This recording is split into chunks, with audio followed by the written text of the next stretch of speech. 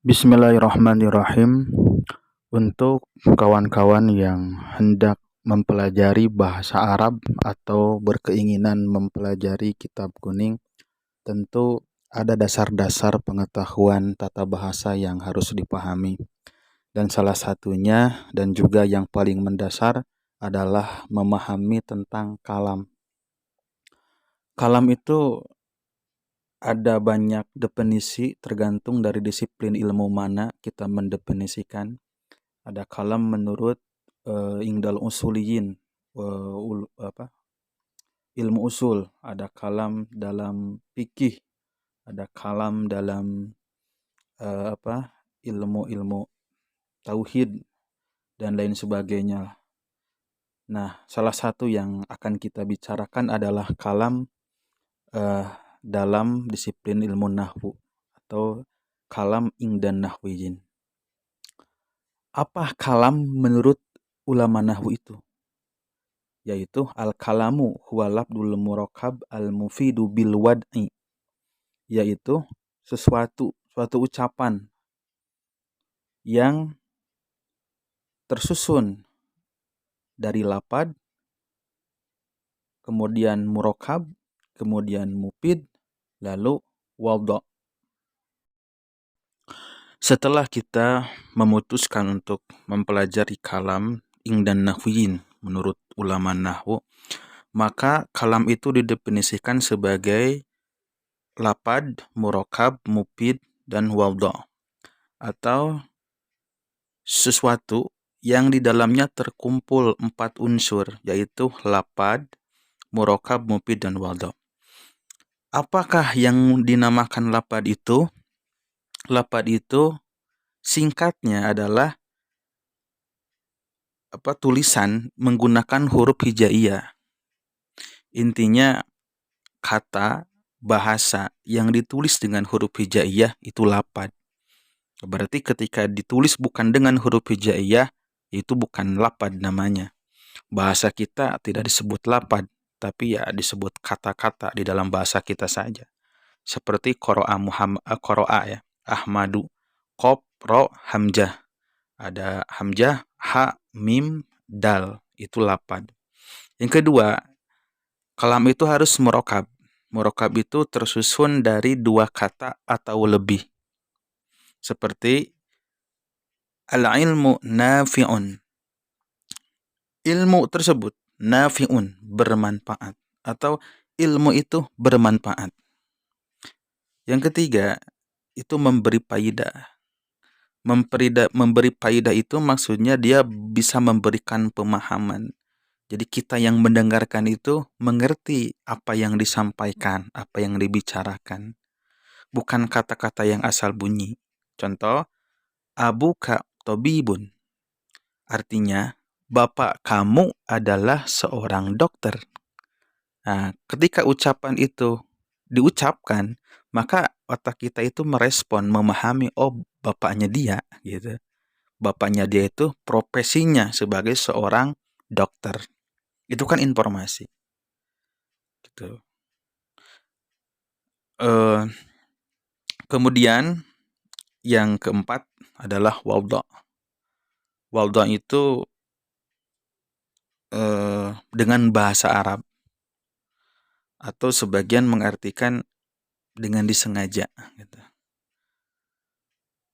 Berarti kalau bukan bahasa Arab, ucapan-ucapan yang bukan bahasa Arab, yaitu bukan wadha. Tidak disebut wadha. Gitu.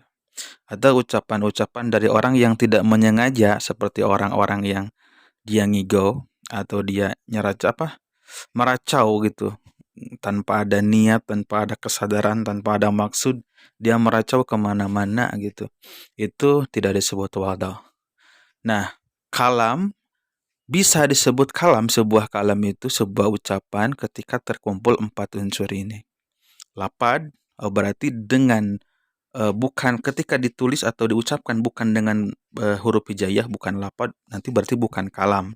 Kemudian murakkab, nah, berarti kalau hanya satu kata saja seperti al-ilmu atau nafi'un aja atau zaidun aja gitu, atau ahmadun aja, ahmadu aja, oh itu berarti bukan kalam karena tidak murakab. Kemudian mufid itu ya tadi memberikan faedah.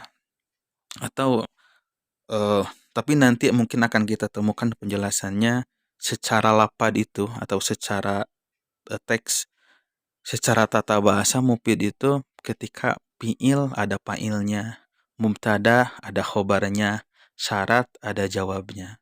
Jadi susunan kata di dalam tata bahasa itu lengkap gitu. Lengkap ketika ada mubtada bersama khobarnya, karena khobar itu yang nanti akan memberikan informasi tentang keadaan mubtada gitu. Kemudian fi'il ada fa'ilnya gitu, apalagi sampai ada maf'ulnya. Karena kalau hanya fi'il tanpa fa'il, fi'il itu pekerjaan, fa'il itu pelaku. Nah, kalau hanya ada informasi pekerjaannya tanpa ada informasi tentang pelakunya, oh berarti itu tidak sempurna, maka itu tidak kalam. Oh berarti kalau dikatakan waldo dengan bahasa Arab, oh berarti bahasa yang di luar bahasa Arab itu tidak disebut waldo, dan nantinya itu tidak disebut kalam. Untuk lebih menyederhanakan pemahaman kita tentang kalam ini, maka posisi kalam itu adalah salah satu satuan bahasa dalam bahasa Arab gitu, yang sudah mencakup beberapa unsur atau menghimpun beberapa kata lah gitu, sehingga menjadi sebuah informasi yang sempurna. Jadi yang mendengarkan tidak usah bertanya lagi tentang apa kalam yang diucapkan. Seperti kalau di dalam bahasa kita, bahasa Indonesia itu, kita mengenalkan satuan bahasa itu ada huruf. Bahkan sama dengan bahasa-bahasa asing lainnya. Seperti bahasa Inggris, satuan bahasa itu karena alfabet. Kalau bahasa kita abjad. Dan bahasa Arab itu hijaiyah, huruf hijaiyah. A, B, C, D, A, B, C, D, abajada. Gitu. Kemudian ada satuan bahasa lagi yang menghimpun beberapa huruf, yaitu kata kalau di dalam bahasa kita gitu. Nah, nanti dalam bahasa Arab ini namanya adalah lapad. Nah, kalam itu adalah satuan bahasa yang menghimpun beberapa lapad. Kalau lapad satuan bahasa Arab yang menghimpun beberapa huruf. Sekali lagi, kalau kalam satuan bahasa yang menghimpun beberapa lapad gitu. Cuma nanti ada lapadnya yang dohir, ada yang domir.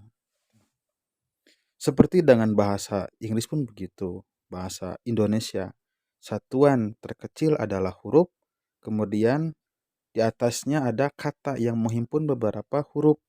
Ya.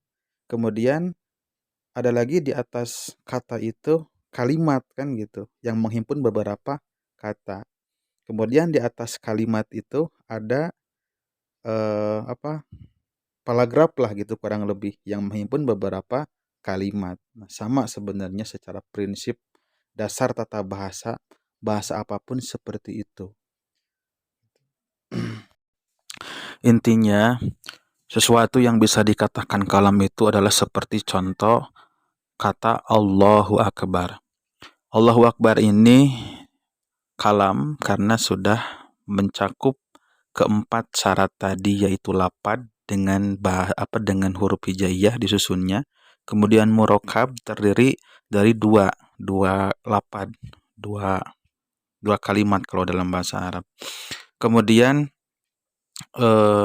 mufid memberikan informasi bahwa Allah itu maha besar, artinya Allahu Akbar itu. Kemudian wadha dengan bahasa Arab.